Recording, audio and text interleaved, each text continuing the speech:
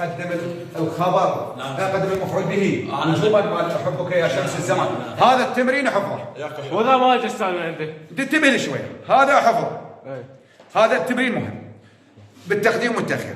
عندك بالنداء التمرين النداء مال اول تمرين، استخرج المنادى احرف النداء وبين نوعها والمنادى، وركز لي على كلمه. عندك اثنين، كيف تنادي المعرف بال، وكيف تنادي كلمه ام واب. ذني تدرخن دارك. استاذ 80 بس هن موجودات. 80 تاخذ لي بس دلي منها. يجيك منو؟ يجيك التوكيد. عندك التمرين الخامس، جمله بيها 4 توكيدات. قال ابو الحسن. قال ابو الحسن. هاي الجمله نفسك اذكر لحد الان بيها. هاي بيها 4 توكيدات. هاي بالوزاري ايش دائما يجيب جمله واحده، يقول استخرج التوكيد ل3 فقط، وهاي بيها 4، فراح يجيب هاي الجمله وتذكروها. لا دبت لكم بس الادب.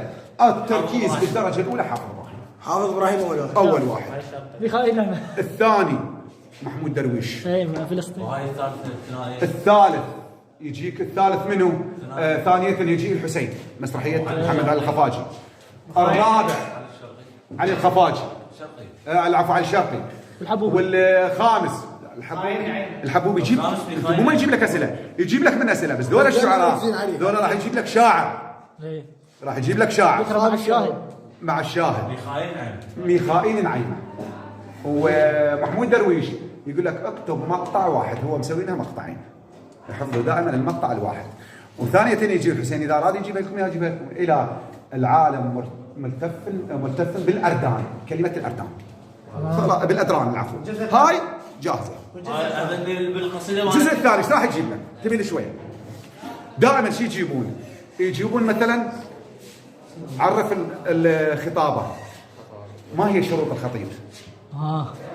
جولي الصوت وهاي مخارج الصوت. مميزات القصه القصيره. القصه القصيره مميزاتها اللي مهمات. النثر، الفرق بين النثر بنوعين والابداعي، اثنين فرق بيناتهم ذني مهمات. اما مال التكرلي ومال علي ذول ما عندهم حفظ. ذول ايش تحفظ لك عليهم؟ ذول مو مطينك مقطوعه نثريه او شيء. ايش راح يقول لك هو؟ راح يقول لك مثلا عمن تتكلم، ماذا تضمنت؟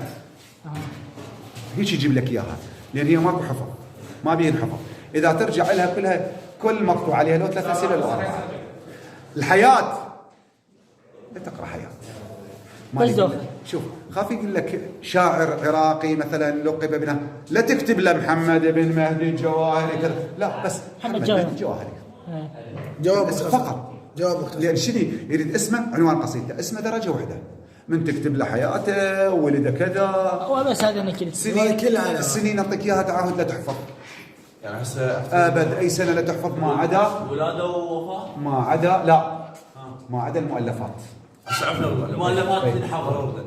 استاذ معاني الكلمات. معاني الكلمات ايش راح يجي؟ ركزوا لي على معاني كلمات الجواهري. واحده واحده. صعب. اي معاني كلمات. وعندك معاني كلمات على الشرقي. معاني كلمات ذني عندكم.